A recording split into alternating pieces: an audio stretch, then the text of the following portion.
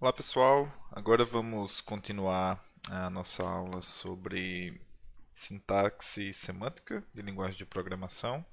Nós vimos anteriormente as ferramentas que estão associadas com lidar com a sintaxe e semânticas de linguagem de programação, que com sintaxe e semântica é esses que compõem uma linguagem, como você representa seus programas e como você interpreta seus programas. E como eu falei, o foco que nós vamos tomar é em como programas podem ser representados abstratamente e uma vez que você tem essa representação estruturada de um programa, como que podemos proceder para a interpretação desses programas, certo? E o caminho que nós vamos tomar para isso é lidar com uma linguagem simples e que nós vamos incrementalmente torná-la mais complexa para a representação de programas. Então vamos começar com uma linguagem que compõe-se de expressões, por exemplo, de expressões aritméticas. Então eu vou definir aqui um tipo de dado estruturado, um abstract data type, que vai representar a sintaxe abstrata desses programas, como uma árvore. E essas expressões vão ter três tipos diferentes. Ou ela é uma constante de inteiros, ou você tem uma operação de soma de duas expressões, ou você tem a subtração de duas expressões. Então, esse tipo de dados nos permite representar programas de forma abstrata. Por exemplo, um programa que é uma constante inteira, eu escreveria dessa forma. Então, esse seria o programa que corresponderia à constante inteira 17, por exemplo. A expressão que possui essa árvore abstrata, por exemplo, 3 menos 4, nós podemos escrever como essa outra expressão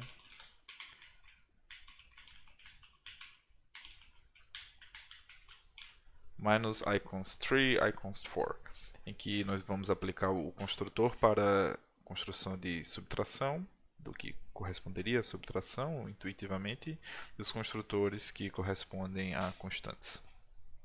Nós podemos escrever outras expressões também, por exemplo, se nós queremos definir essa expressão aqui, que é aquela que eu tinha apresentado anteriormente no exemplo, em que eu estou fazendo a adição desses dois números depois da subtração desse outro, nós podemos definir essa nova expressão aqui como a subtração da, da soma dessas duas constantes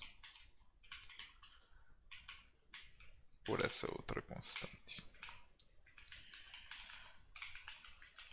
Certo. Então, muito bem, nós temos a avaliação desses programas aqui. Aliás, desculpa, a definição desses programas, mas como que eu posso interpretar esses programas? Por exemplo, a expressão que corresponde à subtração de 3 e 4, eu gostaria de ser capaz de avaliar essa expressão e ter como resultado menos 1. Da mesma forma, a expressão que corresponde sintaticamente é, a soma de 23 e 5 e então a subtração de 6, eu gostaria de ter como resultado 22, certo?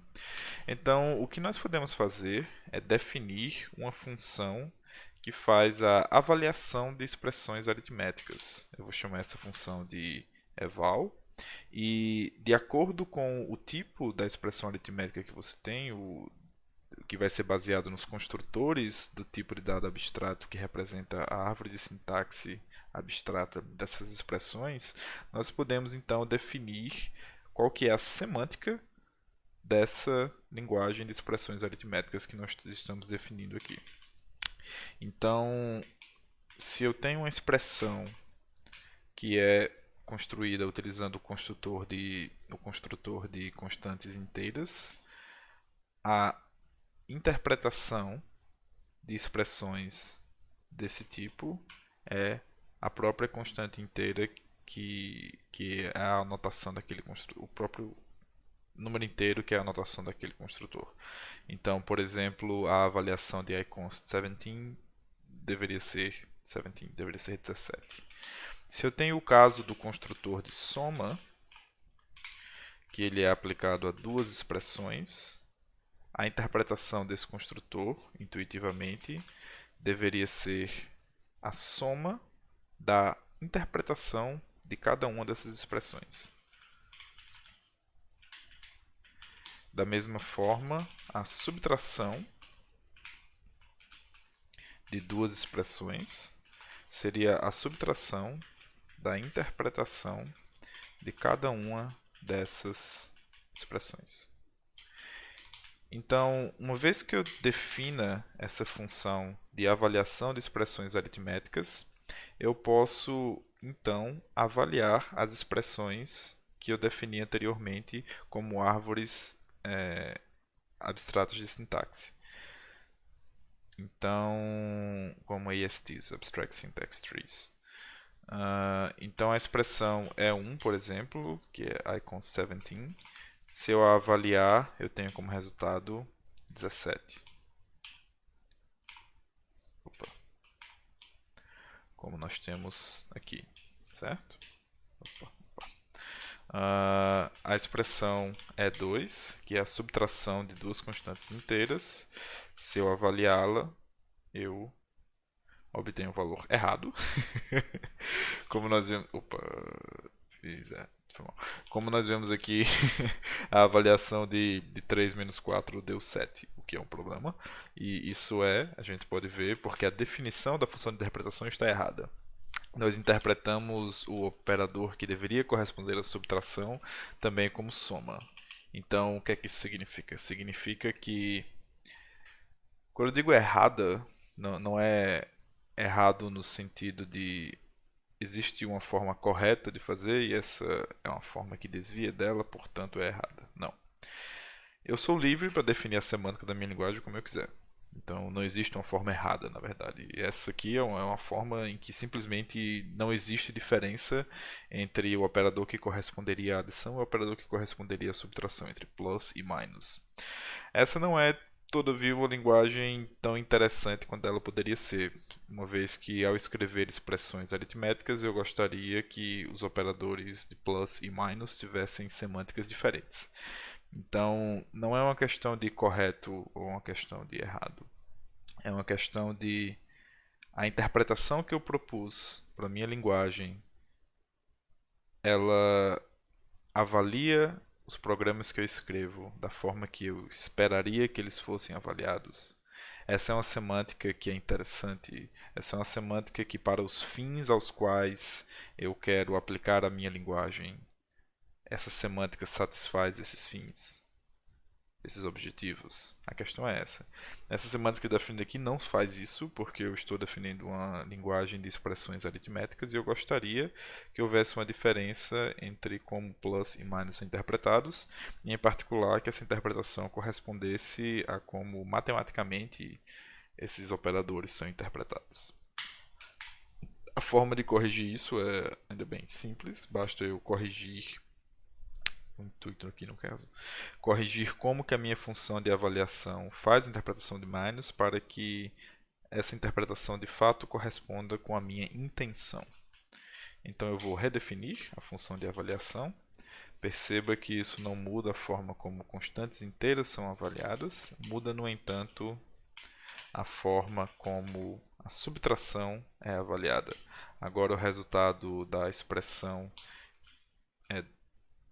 E2 que nós temos aqui, minus iconst 3, iconst 4, é de fato menos 1. Quando nós avaliamos aqui, certo? Pois bem, e a expressão E3 que nós tínhamos definido, se eu avaliar E3, eu tenho 22, que é a soma de... não parece que é a soma de 23 e 5... menos 6. Exatamente, exatamente, que é 22. Ok, show. Então, como como eu tinha falado sobre as questões de diferentes interpretações, eu fiz uma interpretação diferente da linguagem. Eu mudei a semântica da minha linguagem sem querer, quando eu interpretei plus e minus da mesma maneira, mas eu posso fazer isso querendo e com um objetivo bem específico. Por exemplo, eu posso querer fazer ah, a avaliação de expressões aritméticas com o que nós chamamos de cutoff subtraction, que é uma subtração que apenas produz resultados não negativos. Então, por exemplo, quando eu faço a avaliação de, vou chamar isso aqui de eval 2, quando eu faço a avaliação de constantes, o resultado é o mesmo. Se eu faço a avaliação de soma, o resultado também é o mesmo do que eu tinha anteriormente, eu quero dizer. Perceba que aqui é eval2. A interpretação da subtração, no entanto, é diferente.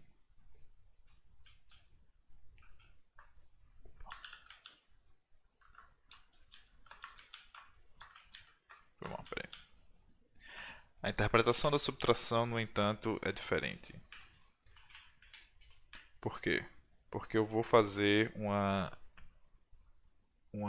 guarda para o caso em que o resultado da avaliação da subtração seja negativo, e aí eu não vou produzir um resultado negativo, eu vou, pelo contrário, produzir um resultado não negativo.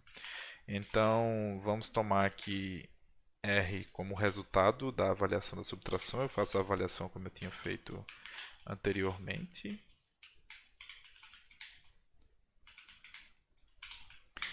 E se esse resultado for negativo, eu produzo um resultado não negativo, 0, por exemplo.